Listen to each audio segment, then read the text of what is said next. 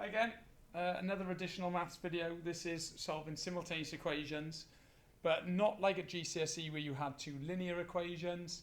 This is where you've got one which is a quadratic that's got x squared in, and one which is a linear, so just some combination of x's and y's and numbers, nothing too complicated.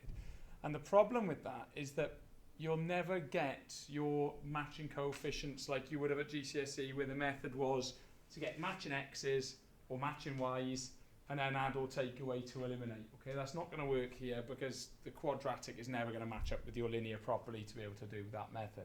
Okay, so it's a totally separate method, but it's reasonably straightforward and it's quite repetitive. Basically, this is the method. Okay, with your linear equation, which is going to be the easier looking one, you're going to need to change the subject. Okay, now then, you can change the subject to get y equals, you can change the subject to get x equals. It doesn't really matter which one you do, you can do either, it will work, but one of those will tend to be easier than the other. I'll show you some examples, okay, of which one tends to be easier. But once you've changed the subject, all you've got to do then is substitute into the quadratic equation of the two, and then start solving, so move things around, either factorise or use a quadratic formula at the end. So if we look at a question then, so fairly typical, this one actually is one of the more difficult ones. Our linear equation is on the top, our quadratic is on the bottom, and so my choices are then, I've either got to make y the subject of the equation on the top, or I need to make x the subject of the equation on the top. And there's a couple of things I would look for here. Which one of those is going to give me the sort of the easiest to work with, and which one of those appears the most times in the quadratic equation? So if we have a look at our options up here, I could say that y equals 13 minus 2x, if you take away 2x on the right hand side, or if I make x the subject, now that's a little bit trickier, because you're going to get 2x equals 13 minus y, and then I'm going to have to divide through by 2 as well. So I'm already a little bit put off by this one because it looks quite a bit more complicated than this one. Okay. If you then look at the quadratic equation, x appears there and it's being squared. So if I try to substitute in for x, I'm going to have to square all of that fraction. And I'm going to have to substitute it in there next to the y. So I'm going to have to substitute in twice and square it if I make x the subject, whereas if I make y the subject, I'm only going to have to sub it into one place, and I don't really have to do anything with it, it's just going to be times by x. So my decision on this one would be that making y the subject is going to make my life a lot easier. Okay. So now all I do is, where I've got this y appearing, is substitute in 13 minus 2x. And if I rewrite that, then I get x squared plus x. I'm going to need a bracket because it's got two terms in it. So 13 minus 2x. Then I've got my minus 30. And then I've got 0 there. And it's just a case of expanding, rearranging, shuffling it round to get something that you can solve. So we're going to get then x squared. We're going to get a plus 13x. We're going to get a minus 2x squared, and we've got our minus 30 hanging around as well. And I think what I'm going to need to do here, because I'm taking away 2x away from 1x, that's going to give me a negative. I think probably the best thing to do here would be to push everything over to the other side, and that'll give me some nicer signs to work with. Okay, so I'm going to add 2x squared to this side, take away an x squared from this side, take away 13x from this side, and add a 30. And basically bringing everything from the left over to the right, because it'll give me some nicer signs. It'll get rid of some of those minuses, just generally make life a bit easier.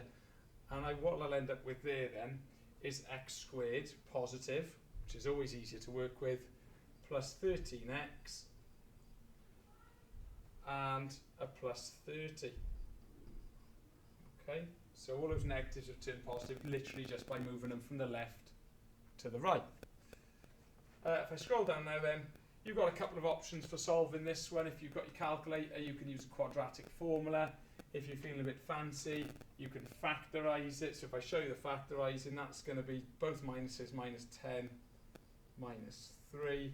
and then from there I can say that x equals positive 10 or x equals positive 3.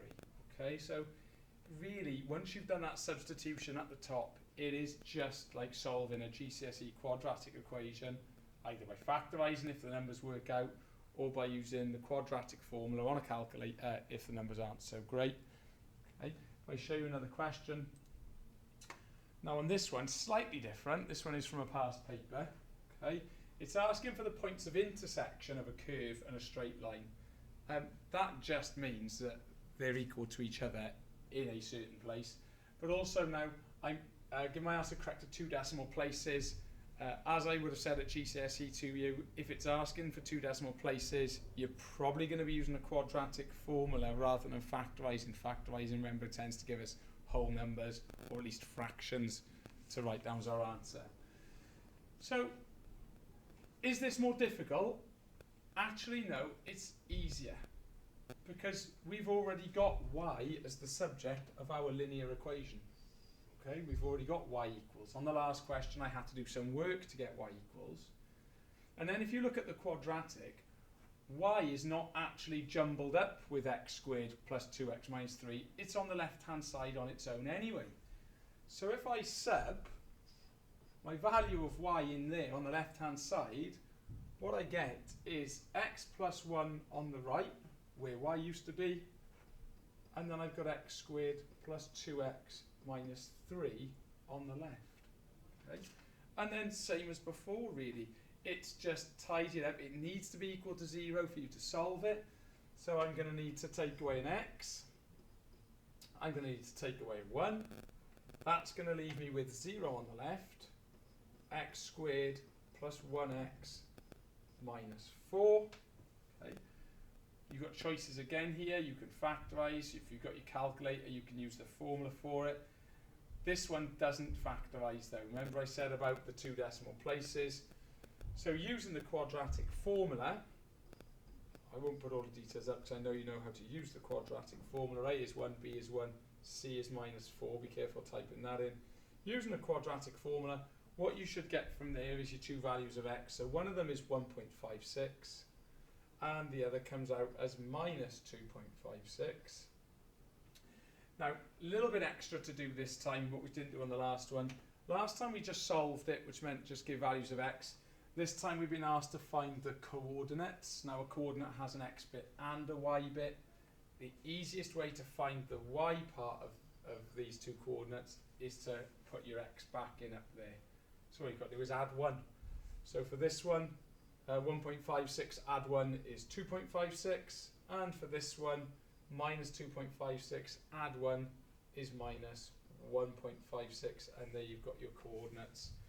So if I sort of sketch this out, we've got graph looking something like that, okay, and then we've got a line doing something like that, and we've just found our 2 coordinates. So this one would be the 1.56, 2.56. This one would be the minus 2.56, minus 1.56.